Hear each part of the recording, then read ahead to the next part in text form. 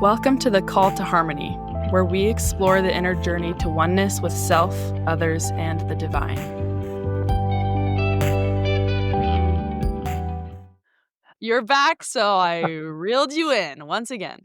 Okay, anyway, we are excited to dive into some topics the topic of like religious journeys and spiritual journeys, and like clarifying or looking at the things that make those different, and also the ways that we can hold both of those journeys, even though they might look different or feel different, and maybe some of the difficulty in trying to do that, and some of the natural consequences of experiencing a religious journey and a spiritual journey and even a faith journey, right? Like these things. So, Tucker, guide us. Well, let's both try to guide together, shall we? Is that all right? Let's do it, yes. We're walking into some really, really sensitive territory as we talk about this. And so I hope that those listening will give grace to us as we have this conversation, because there are a lot of potential, I don't know if I want to say landmines, but I just did, or chasms that can hold it up, divisions, separations. And what we don't want to do on our journey toward harmony is ostracize, exclude, cause more separation than there already is in our own minds. I mean, last podcast, we talked about the boxes that we create in us. We don't want to create more boxes here so that we divide ourselves from others.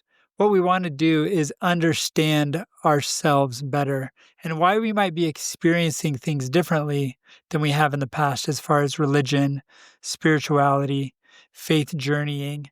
And so as we talk today, we're going to talk about what a faith journey even is. I think that term has become really common these days. And I read quite a bit of research this week.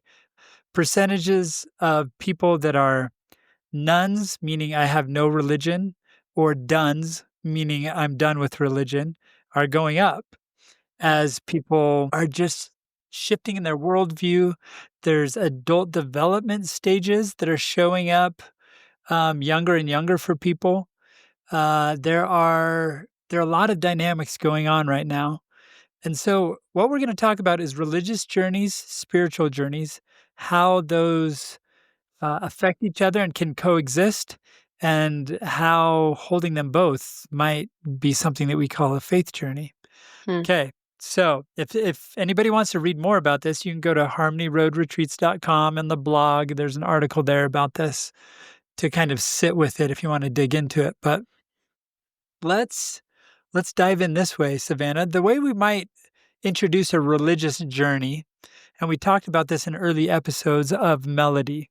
A religious journey might be when we're just learning the ropes. We're young, we're in a community, we're learning a religious system, belief system, and we're learning what the community expects. There are norms, rituals, rules that surround that we learn to participate in. And it can be super helpful to us.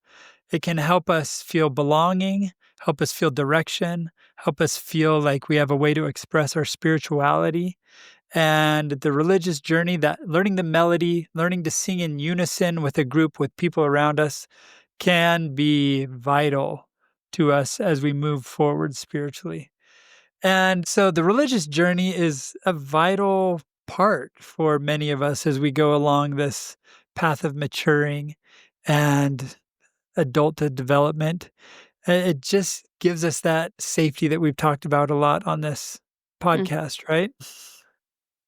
It's the container that Richard Rohr talks about that we need to have to give us shape, to give us form, to give us a direction in our lives. And then if we talk about the spiritual journey, there may come a time for some people along the religious journey when there's some type of dissonance, like something doesn't quite click. There's maybe part of the story, the narrative of the religious group that feels off, or dig into it and you find out, wait, there's more nuance here. There's more to think about than maybe the simple way that this story is told. And that can be super scary and disconcerting. And you may actually even start to feel an inner pull to hold the religious journey differently, Hmm. to look from a new perspective. And that pull often comes from inside of us, deep inside of us, not just our head where something doesn't square up in our understanding, but it might come from our heart where we start to yearn to connect more deeply to deity, to the divine, to spirituality. And we might start to feel like the religious journey is a little too shallow for us. Hmm. And that's hard, right, Savannah? That's hard. Is this description of the religious journey and spiritual journey resonating? Is there anything that you would add? Anything in your experience that you're like, oh, this is when I started to feel pulled on a spiritual journey as well as the religious journey? Yeah, I think I'm actually having a word come to mind that I feel like as I experienced or maybe began more on this spiritual journey, I see that there maybe is a different type of depth, right? But I think that I the word that I'm thinking of is nourish. And this was a word that I had at the beginning of this year, as like my New Year's word. I don't know, but just something that like kept like coming into my mind of like, what is nourishing, whether that's physical or spiritual or mental, and trying to live every day doing something that nourishes me. But that's the word that's coming to mind as we're talking about this, is that my experience with my religious journey was no longer nourishing me in the way that it had for so long, that like kept me coming back and kept me so engaged and invested. I felt fed all the time. And Mhm. over time, I think I started like developing a hunger almost for something more, something that would nourish me in the way that I once had been nourished. And I think Mhm. that's, as I've gone on this spiritual journey and I'm seeking for something else or something deeper or something that can nourish me in the way that I'm feeling like I need, that's been my experience. And so I think that, yeah, for me, the religious journey was beautiful and did nourish me for a really, really long time. And to look somewhere else for nourishment is quite scary.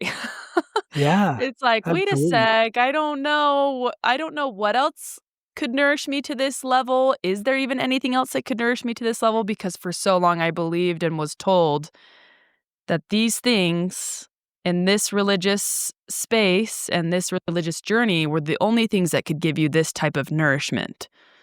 And so I've been battling of like, does it even exist outside of that? Like, am I on this spiritual journey looking for something that I won't be able to find?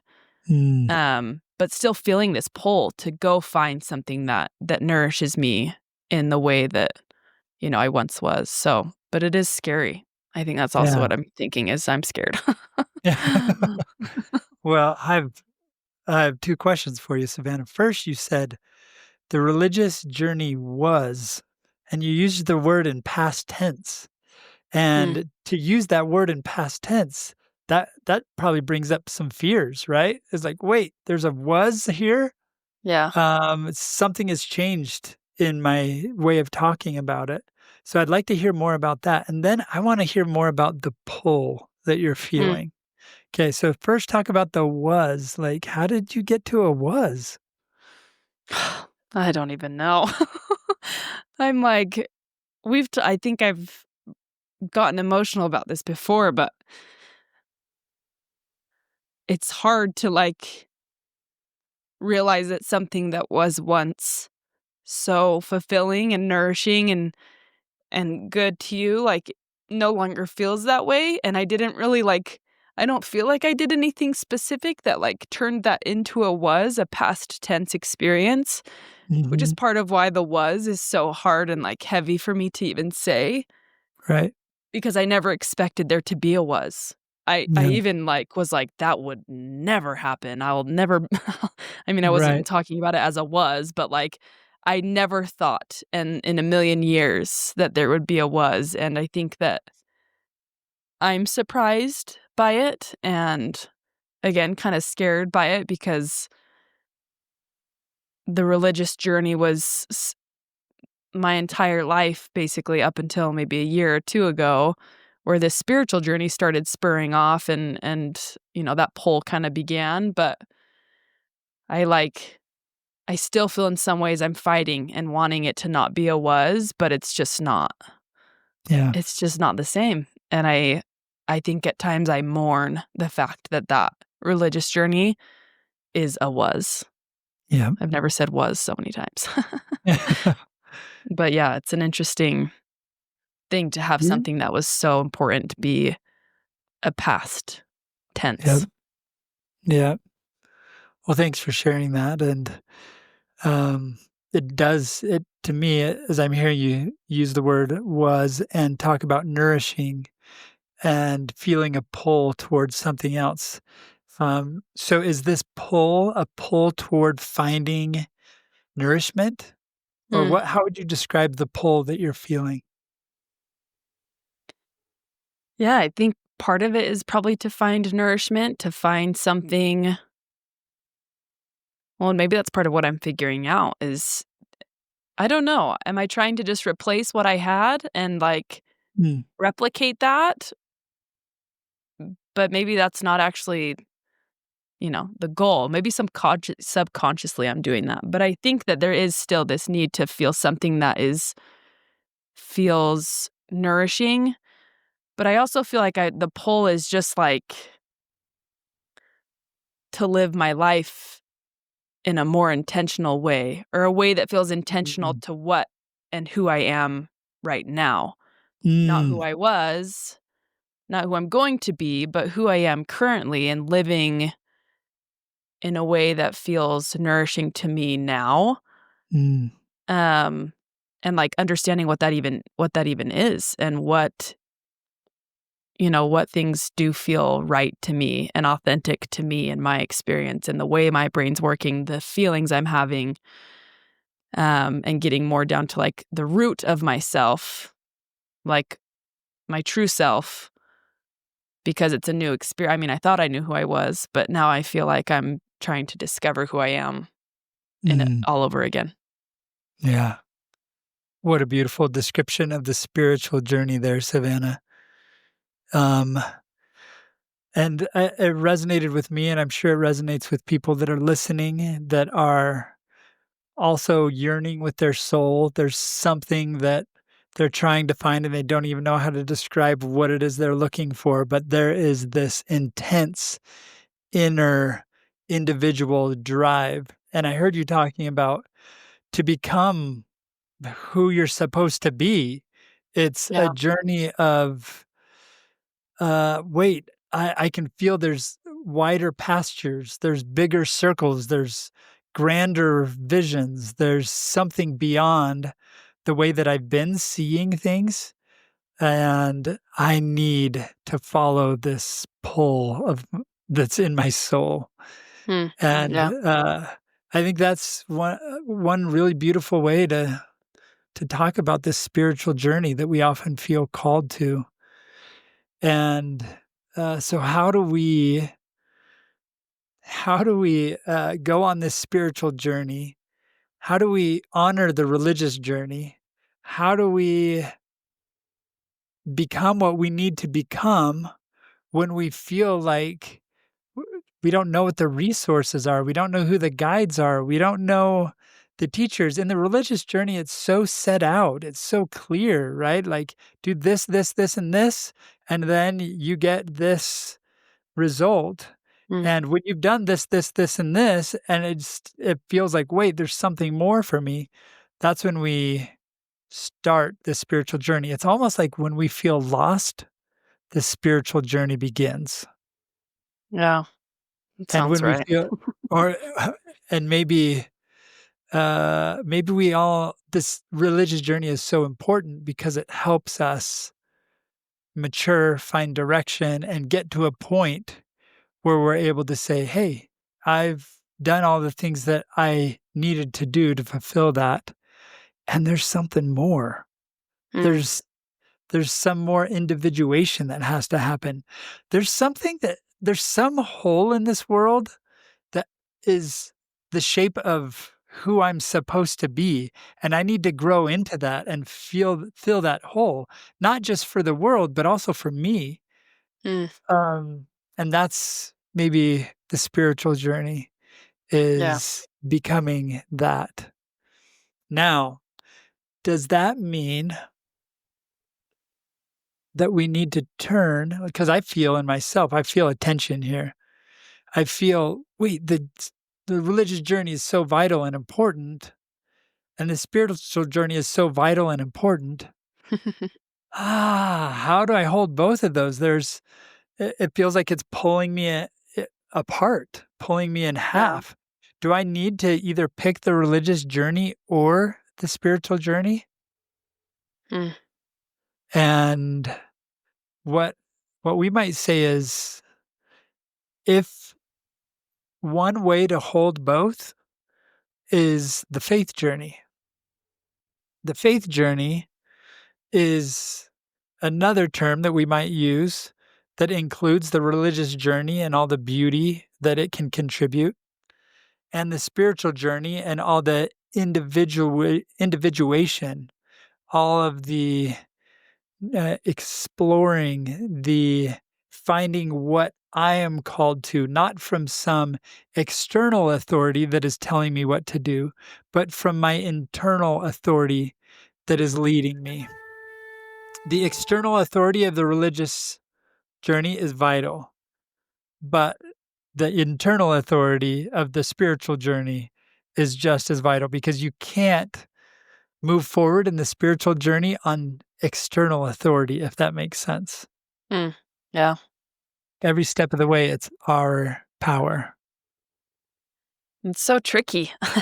It is so It's tricky. just that the well, and also, like we talked about in the beginning, the purpose of this, we don't want to create more boxes. We don't want to push anyone out to the outskirts or whatever might be. And hearing that just kind of makes me think like of people in my life that are on their religious journey Mhm. and haven't maybe begun a spiritual journey or that hasn't kicked off and it's made them feel like, well, should I, like, do I need to, how do I get lost so I start this spiritual journey, Yeah. like that's not the point either. And like if you are on this religious journey and there's not this pull or there's not this lack of nourishment or needing more depth, like that's okay, Yeah, and and there's that's no. beautiful, right? That's Yeah. beautiful. Yeah, I'm envious of you, whoever's out there. Yeah, it is a beautiful space and a place to be, and it feels, I mean, wonderful. That's why it's Yep, hard, again, back to my why that's hard is because that religious journey is amazing in its own way. yep, yep. And so one of the ways this it can become, unhelpful and cause division and separation is if we start looking at other people where they're at and saying, "Oh, they are on this journey and not this journey." And we start to like divide ourselves from them because they're at a place that we're not, right? And all of a sudden there's a chasm between us and we feel like we can't relate and love and connect like we used to. So this is what we're talking about here is something for us to internalize for us and to be really, really careful and wary about externalizing on other people. Because this is maybe one thing to think about it. The religious journey and the spiritual journey might be a little bit like a rope that's interwoven, right? And for the first part of that religious and spiritual journey, they're the same. They're together. And you are growing spiritually while on the religious journey. That's why it's so helpful. You have elders and people around you, like wisdom of people that have walked this path, uh, coaxing you along the way and walking alongside you. And then there might come a part in this rope where it feels like they disentangle. They're not so intertwined. And you might feel like you're leaving this everything that you held dear as you go off on this spiritual journey. But that's part of discovering your own internal authority. And internal authority is a really challenging thing to trust because on the religious journey, oftentimes that's not something you have to trust. But without the religious journey, how do we ever even learn to access the internal authority? How do we learn to experience spirit, to Mm. reach for the divine? And so these interwoven journeys, I mean, we've got to honor both and hold them both. They're both vital parts of a faith journey. And so we don't want to say, as we're talking about this, that if you are inside of a church, then you have not started a spiritual journey. We're not saying that at all.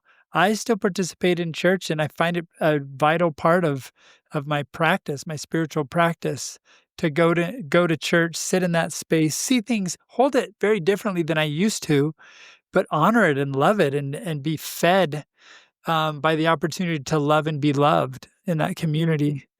Um, and be fed by the chance to feel super uncomfortable and practice opening up and embracing that and using that as a chance to lean into the door of discomfort and transform. So, uh, wherever you're at, if you're in or you're out as far as tribal lines, as far as religious participation, like just what what I want to shout from the rooftops is listen, listen. Inside you, you have a voice of authority, of authenticity that is leading you to become who you need to become, and nobody outside of you can lead you on that path. Nobody outside of you can walk this path for you. This is 100% individual forward movement. As you learn to access that inner voice, call it your true self, call it God, call it being, call it destiny, call it whatever you want to call this voice, learning to be still, tune into that voice, listen to that pull that Savannah's been talking about, and trust. And that's what I call faith. That takes all kinds of faith because there's nobody outside of you Mm. um, giving you guarantees. All you're doing is deep trust in what you're feeling pulled to do from within. And that will create in you gifts and abilities, powers, opportunities, and you will become what you are destined to become on that spiritual journey. And that takes a different level, deeper kind of faith. And so yeah, we just want to support and honor everybody wherever you are on your journey, wherever you would put yourself, and just encourage you to listen. Mm. Listen to that inner pull and listen to the external authorities. Listen to the religious wisdom that comes to you. Just be listening and know that you are being guided in your own individual way. It's such a cool thing because, Savannah, we see this journey. It's all over the place. We see it in scripture. We see it in stories and cultural traditions. I think of Moses in Exodus, right? He was in Egypt. He was a prince of Egypt. There's even a cartoon about him, right? There's where he had it all. His journey was like to the top rungs of things, and then he is pulled out of that safe space to go walk it like through the Red Sea and in the wilderness for 40 years. And he is following this voice that other people are questioning all the time. What are you doing? And his journey to the promised land, that is the spiritual journey. That is the faith journey Hmm. of learning to navigate the complexities of that. And we see that all through. We see it all through sacred scripture and wisdom traditions. And the cool thing is this, it's our journey too. Like every individual that's listening to this podcast, you and I, we can be called on that same journey that Moses went on, that same journey that Paul went on, that same journey. It's the journey that's just ours to go on. Is that exciting or is that terrifying? Or is that a yes to both of those? Yes to both. Yes, it is. The Red Sea parting would be super cool to see, but horrible to walk through, Oh, yeah, absolutely. which is It's what this is, yep. It's better to watch on a movie than it is to do it yourself. to walk between those 2 walls that could collapse and destroy you at any moment. Mhm. Ah, the knife's edge, the tightrope of the spiritual journey, that's a vital part of it, is to feel like you're walking the tightrope. So fun. Hmm, isn't it? I So, don't know. as we always do, Savannah, I'm curious about this.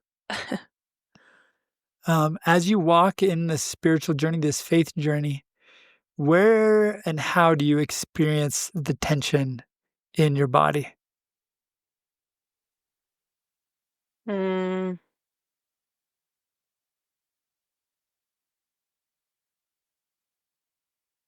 probably like my upper chest, Yeah. throat area.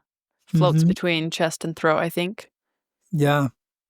Sometimes I feel, yeah, my chest over to my shoulders, almost like something is physically like there's a horse tied to both hands and Ugh. they're running in opposite directions, right? And it's gonna split me down the middle. Sometimes I feel that type of tension.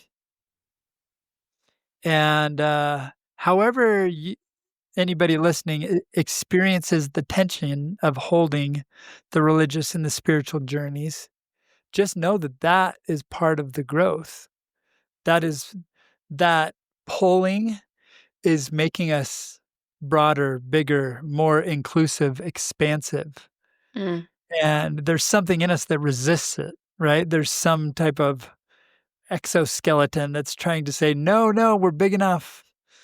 And there's another part in us that's just whispering, let go, don't resist, don't mm, fight it.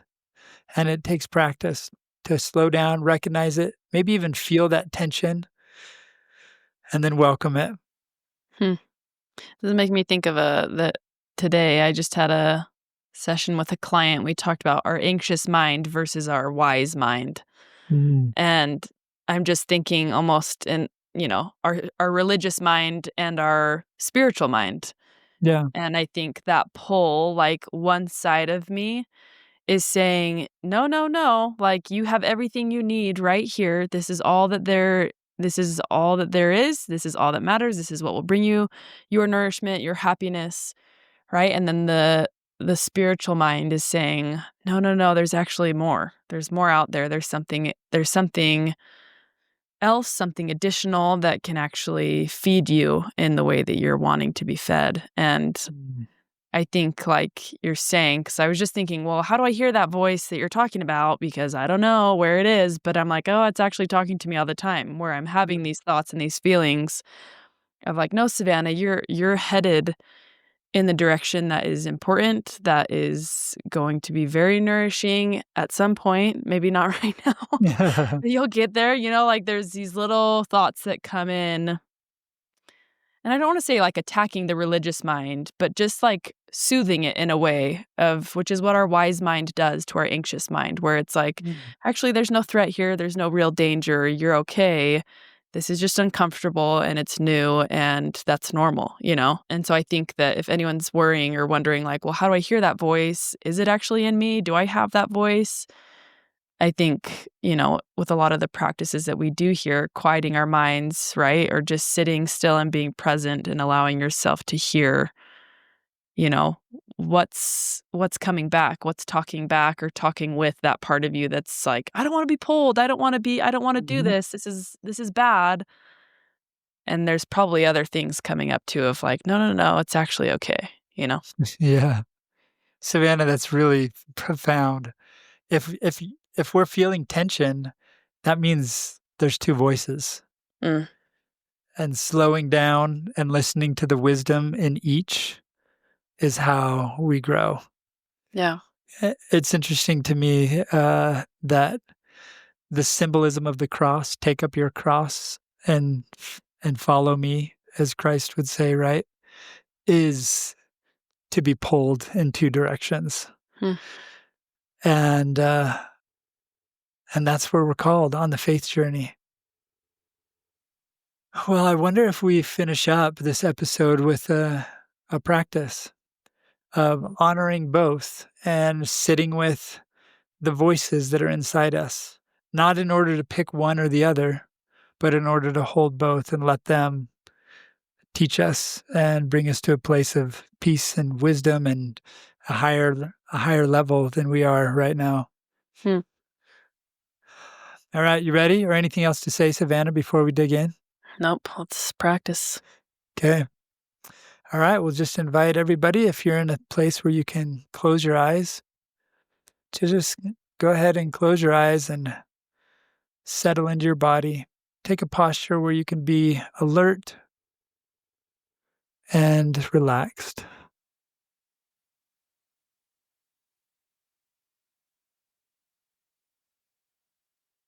And just notice how your body can settle and relax into the present moment. Take a moment to welcome all that you're noticing as you look inside. Notice first physical sensations that are here and welcome them, accept them, allow them to be as they are. And also emotions, feelings that are here. Maybe even take a moment to step toward them and extend compassion, even if they're intimidating, difficult, scary. Just whatever's coming up, allow it to be as it is, part of your wholeness, your current experience.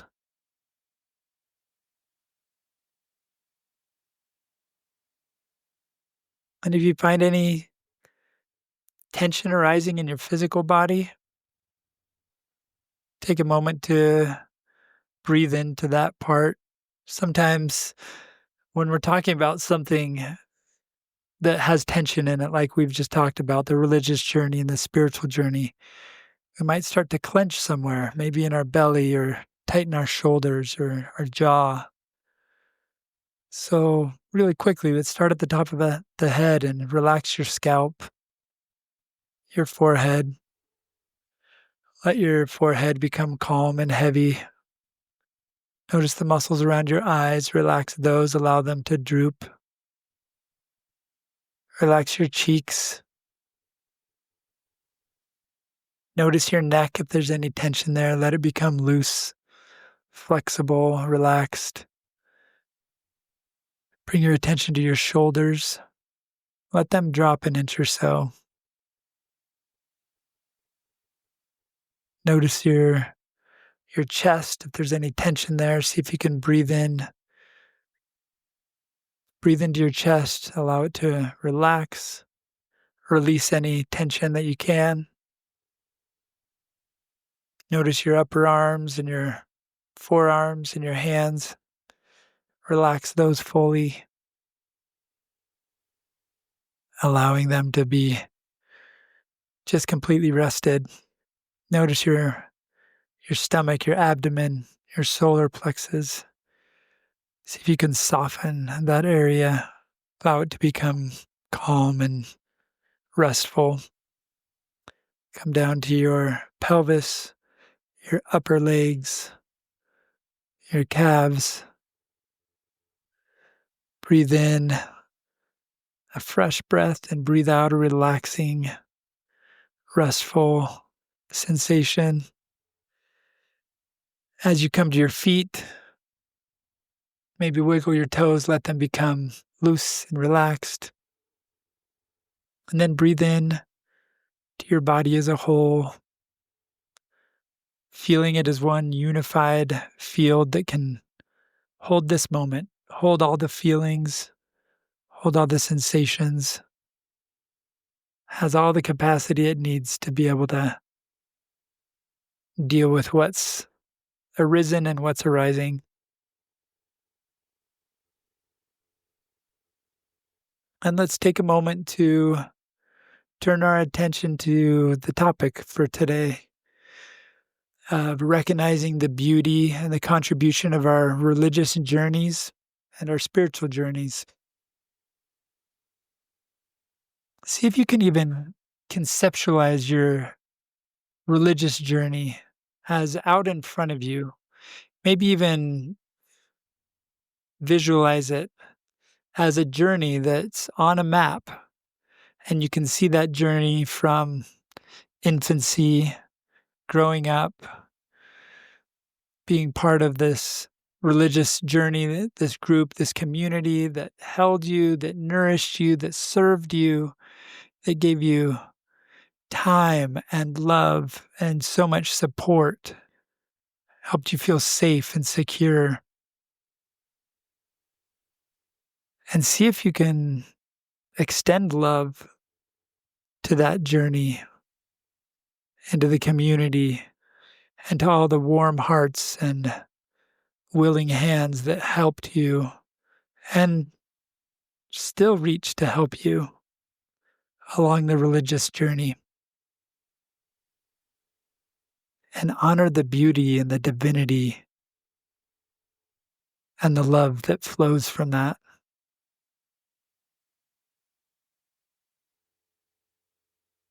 If there's any tension that arises around that, just notice the tension. Notice where it is rising in your body and welcome it. Allow it to be part of this moment, this experience of loving and validating and holding the beauty of the religious journey.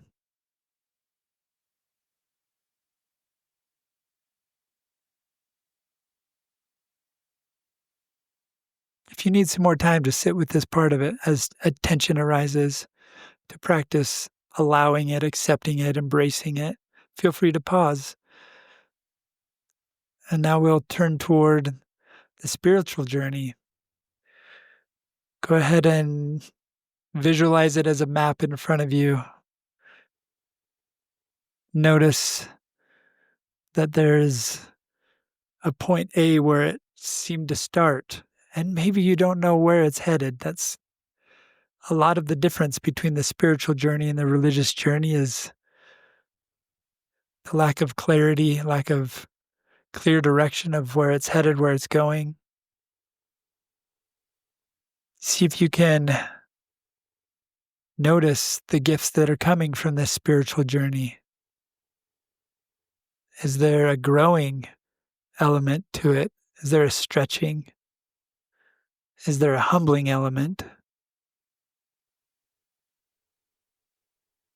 See if you can notice the gifts and maybe even let the journey itself speak to you as what it has to offer you.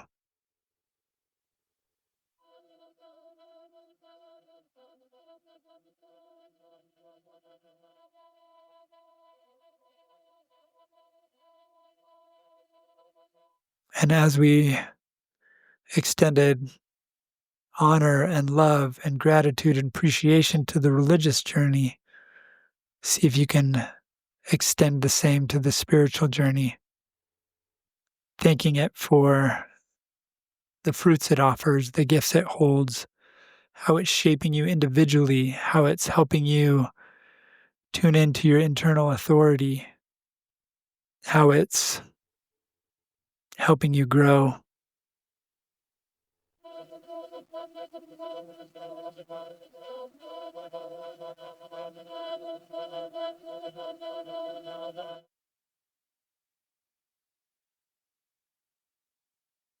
Maybe even visualize holding this spiritual journey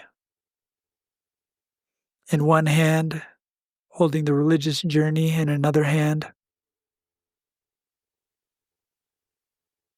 And take a moment to extend love and gratitude to each for what they've offered and what they're offering.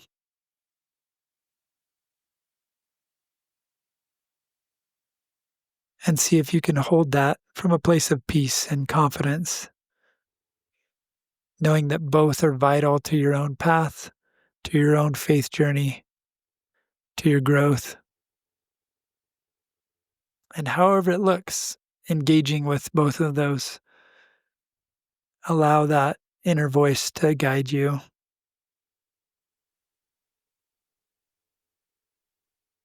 And allow any external voices that come up to also be speaking from a place of love and concern. Just include it all as part of holding your own faith journey.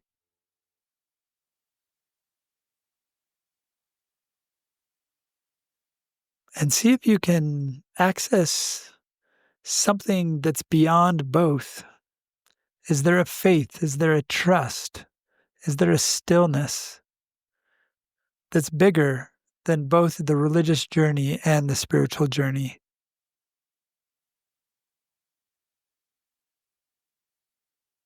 That you can trust in?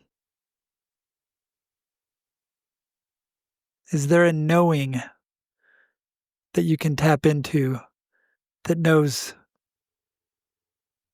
what you don't, that you can trust?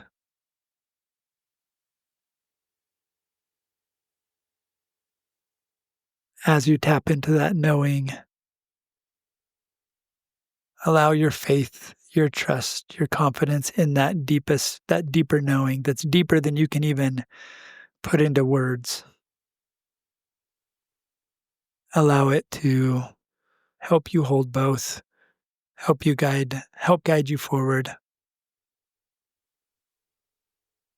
and provide the peace you need to move forward in confidence.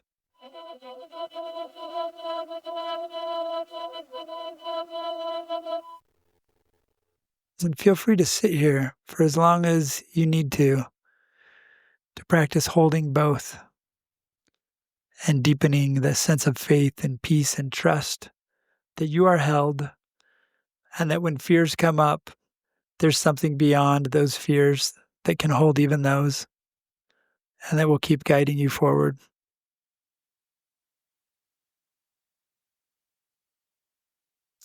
If you want to sit with this, feel free to pause it. Otherwise, let's gradually come back. Breathe into your body. Wiggle your toes and hands. Come back into this moment. Go ahead and open your eyes. And see if you can sense access to that deeper faith, that deeper trust that can hold you on your journey, that isn't worried about what's to come, that isn't panicking about not seeing the next step, but is just calmly calling you forward. What a journey, huh? What a faith journey. Who knows? Who knows what's next? Who knows? Who knows? And that's the key part of the faith journey, isn't it? Mm-hmm. Yep. Well, everyone, we're so grateful that you joined us today for this, and we hope that you feel accompanied. We want to be companions for you, not to tell you where to go or how to do this, but just to express that we're walking journeys as well, and that this is the journey that has been walked since time immemorial, right? By person after person after person. And your journey is beautiful, and it's just your own. And best wishes to you on it. And I'll just add this, if you're ever wanting companionship on this journey, feel free to come join us on a retreat. Harmony Road Retreats. You can go to our website, and we get together to accompany each other on our journey, to talk about where we're at, to express confidence, and so we may not feel so alone. A faith journey can be a very lonely place to be. So we'd love to have you join us sometime if you're interested, as we walk our totally individual journeys together. As we walk our tightropes together. That is exactly right. All right. Thank you for being with us, everyone. I'll see you next week. Thank you for listening, and we hope you will join us next time on The Call to Harmony.